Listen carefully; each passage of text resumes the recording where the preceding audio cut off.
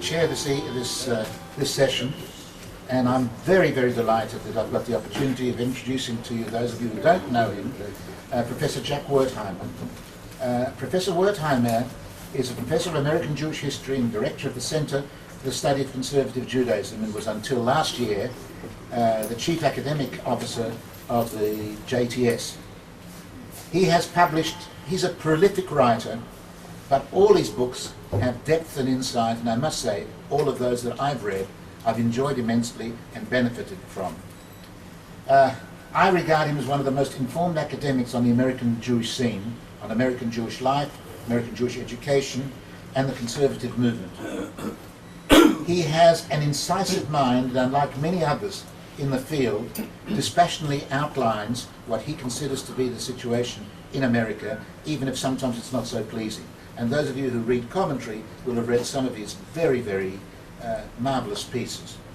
His book, A People Divided, Judaism in Contemporary America, was the National Jewish Book Award in 1994, and it is my great pleasure to invite Professor Wertheimer to address us. Thank you, Jack. Thank you.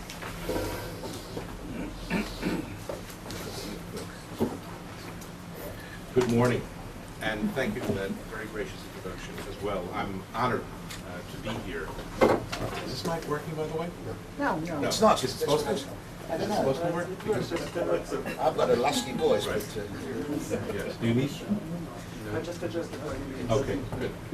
Just want to move a little out of my way because I tend to speak with my mouth. Now? Is it working now? yes. Yes? Yes? Okay, good. I'd like to begin my remarks this morning by making reference to the founder of this institution, the late Daniel Elazar.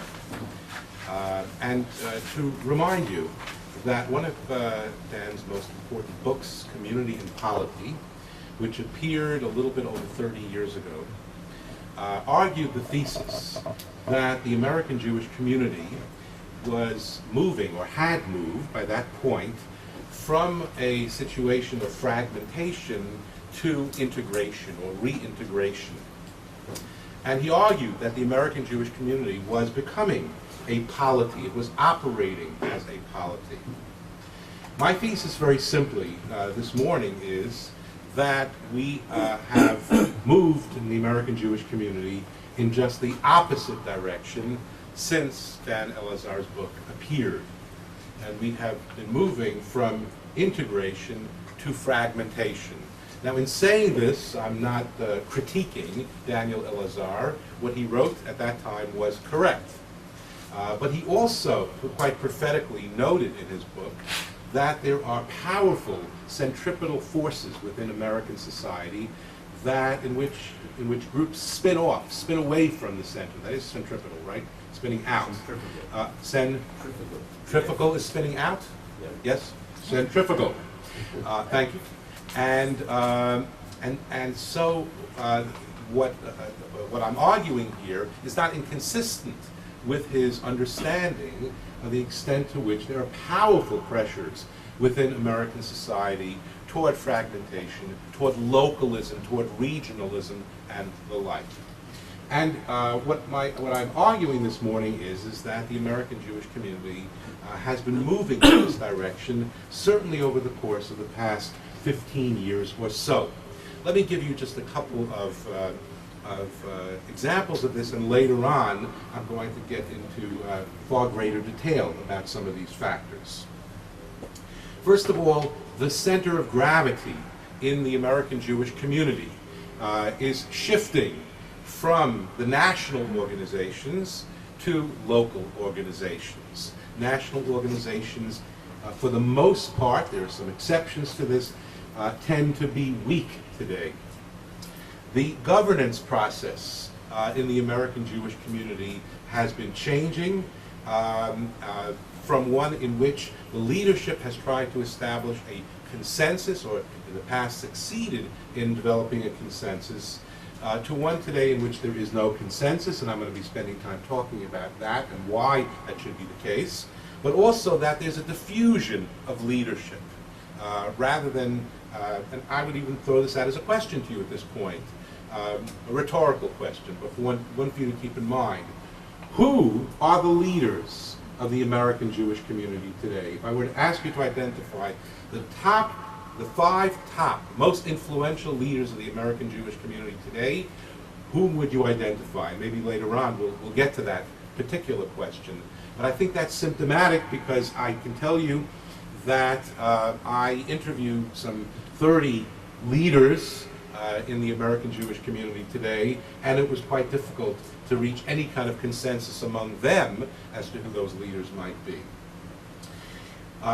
Furthermore, when we think about the driving force within the American Jewish community today for innovation, we no longer think about leaders of Jewish organizations. We tend to think far more in terms of the so-called mega donors, the large philanthropists who have propelled a great deal from, if you will, from the margins rather than from the center of American organizational life, and many of them eschew connection with the center of organization. The most dramatic example of what I'm going to be talking about, of course, is what has happened to the Federation world.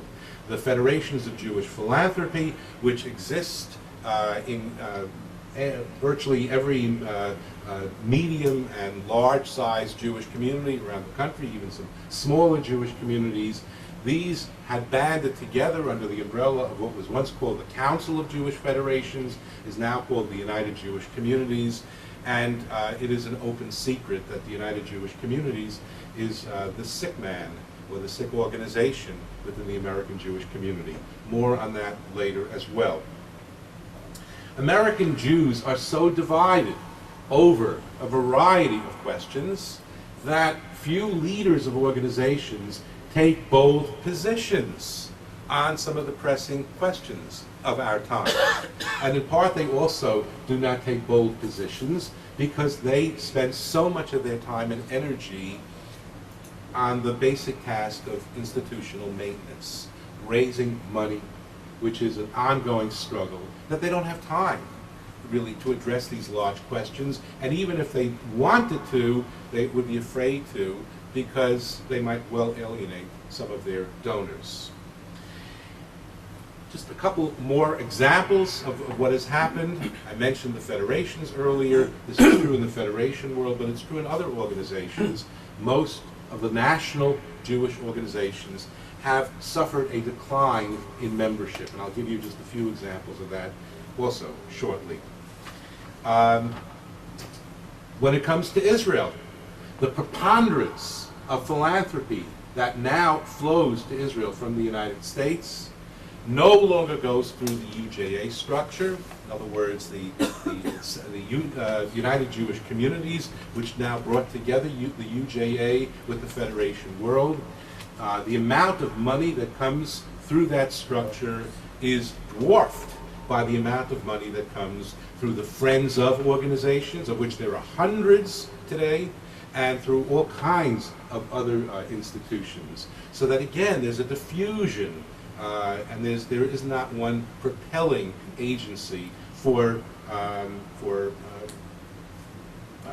channeling money into to Israel from the American Jewish community.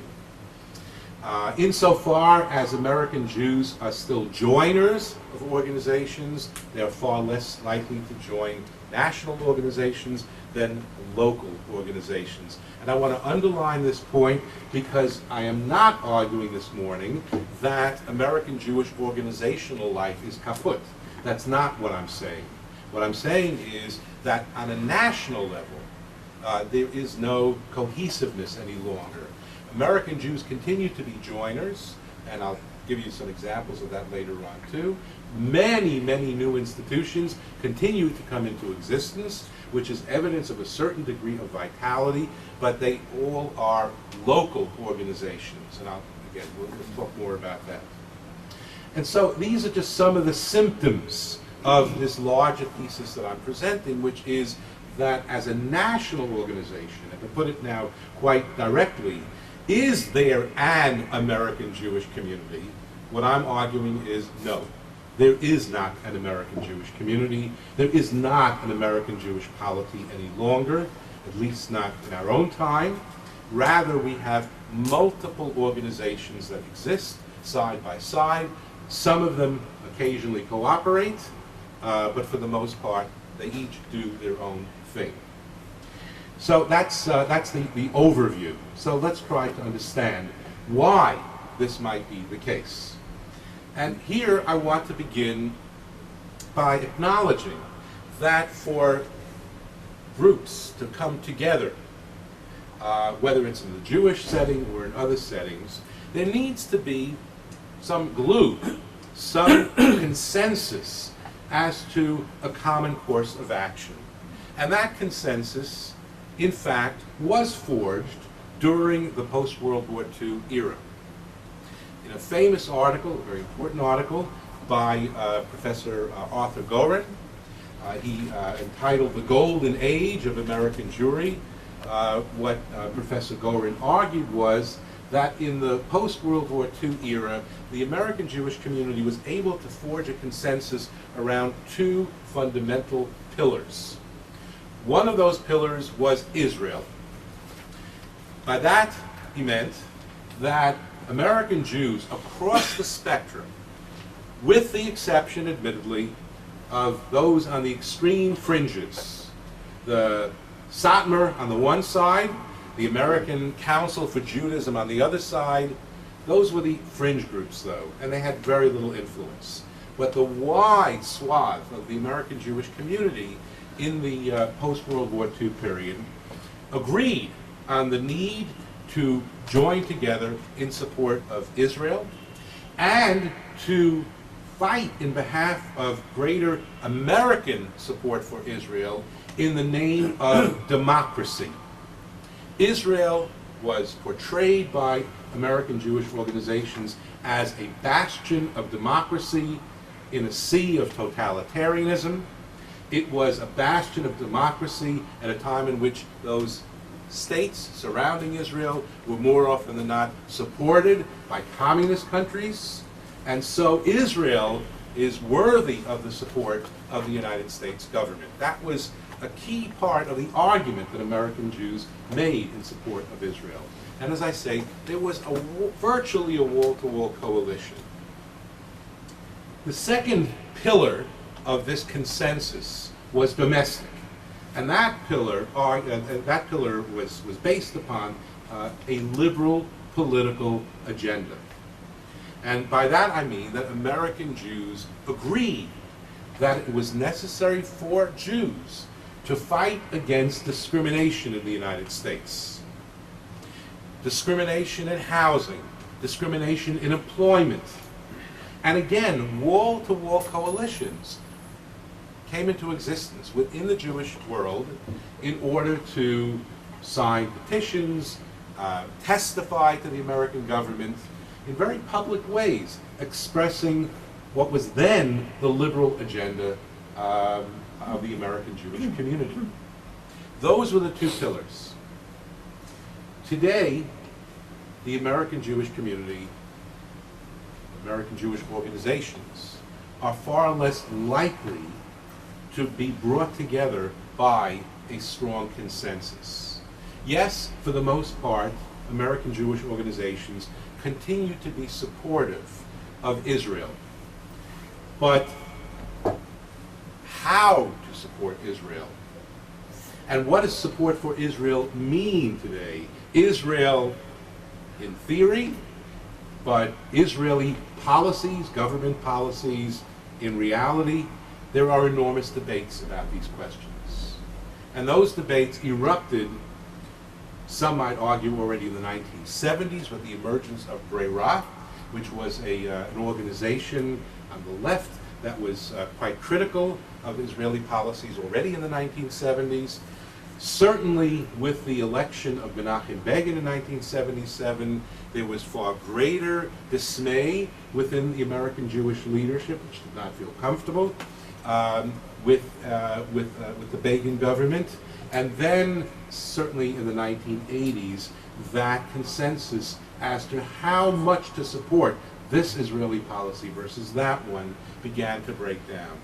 And so while there is much lip service given to support for Israel in general terms, when it comes to the specifics of how to do that and what it is that American Jews are supporting, there's far less consensus today. And then there's the question of the liberal agenda, which was the other pillar. And there, too, that consensus has broken down. Under criticism both from the right as well as from the left. It came from the right in the form, already going back to the 1970s, of the Jewish Defense League, Meir Kahana's organization, which chided the Jewish establishment as being insufficiently militant in defense of Jewish interests in the United States. And then with the emergence in the 1970s of what today is very casually bandied about as neoconservatism, certainly a conservative critique of American Jewish establishment positions on public policy questions, and most importantly, the locus of criticism of the American Jewish liberal agenda today rests in the Orthodox community. It's well and good to talk about neoconservatives. These are individuals scattered about, but when we're talking about an organized force, we have to understand that this primarily lies in the Orthodox world, in the United States, which, we have to add, has been growing stronger and will continue to grow stronger, if for no other reason than its increased demographic weight within the American Jewish community, and also because it has achieved a certain level of self-confidence so that it's prepared, the Orthodox world is prepared to assert itself. And so this is the critique, if you will, from the right. If this is a little bit too abstract, I'll give you a couple of examples of this. The Orthodox world, for example, has been quite concerned about the whole question of funding for Jewish day schools, and has been highly critical of the way in which the organizations of the Jewish community have been hostile to any effort to find a way of bringing some government funding into the day schools, to the point where they have even, organizations have even fought against court-approved methods of bringing some funding to schools.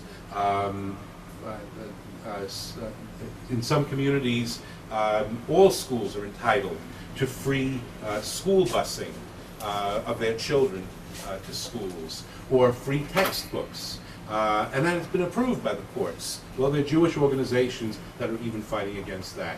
And the Orthodox world is saying, how can you do such a thing when we see day schools as vital to the Jewish future? On the other side of the spectrum, let's understand that there also have been organizations on the left of the Jewish community which have also critiqued the liberal agenda as being far too timid and far too parochial, and have argued that Jews need to be far more allied, that is, with other groups within American society, and that really is the best way of ensuring the security of Jews in the United States. And so the consensus that existed in the period from roughly 1945 until sometime in the 1980s has weakened. I'm not arguing that it's totally disappeared, but it has seriously weakened. And that consensus has served as a kind of glue holding the American Jewish community together. And it has not been replaced by other commonalities so that groups can agree with one another. Now, I want to give you just a couple of examples of how this plays out in the various spheres. And here too I am following Dan Elazar's conceptualization of the American Jewish community. If you recall that book, he talks about the spheres in which the American Jewish community operates. One of those spheres has to do with social welfare, another has to do with the religious sphere, another one has to do with international matters, and so on. So when we start with the social welfare sphere, that is primarily what the Federation world has engaged in. What has happened to the Federation world? I will give you one datum that I think says a great deal. In 1973, the time of the Yom Kippur War, there were approximately 1 million individual gifts made by Jews in North America. It's not only the United States, but Canada too. Combined, 1 million gifts to the campaigns of the federations. 1 million. Now, in our own time, that figure is approximately 500,000. So 50%, maybe 55% of the donors are still there. Or put it differently, somewhere between 45 and 50% of the individual gifts have disappeared now. And that says an enormous amount about what ails the Federation world. Just a few weeks ago, there was an article that appeared about the United Jewish Communities, the umbrella organization for these federations, which announced that the federations, which provide the funding for this umbrella organization, had insisted on a $3 or $4 million cut in its budget. And this is a process that has gone on over the course of the last almost decade, since the reorganization of what now is called the United Jewish Communities. To put it in very perhaps cynical terms, the United Jewish Communities is judged by its constituents, the federations, by how little money it spends. And that's not a good way to do business, and it certainly is not emblematic of an organization with great strength and energy. Let me remind you that in the early 1990s, the forerunner of the United Jewish Communities, then called the Council of Jewish Federations, was responsible for convincing all the federations to raise $1 billion for the resettlement of Jews from the former Soviet Union here in Israel. $1 billion. And at that time, in the early 1990s, there was serious talk about establishing a system of continental taxation. Continental taxation, by which they meant that each federation would be taxed according to its abilities and size in order to support the continental efforts, initiatives of the federation world. So rather than spend all of your money on local needs, we also are asking you to contribute to these the continental agenda. Nobody talks that language anymore today. Now what has happened is that local federations control the United Jewish Communities, their umbrella organizations. They set the agenda, they set the budget, they give the marching orders, so that the New York Federation, the Chicago Federation, the Los Angeles Federation, the Boston Federation, they are the powerhouses. And that illustrates the point I was making earlier of a weakening of a major national body in favor of a strengthening of local bodies, meaning in this case, local federations. That's the most dramatic example of this. I would argue, however, that it goes well beyond this. That if we look at other spheres, we see very similar types of things happening.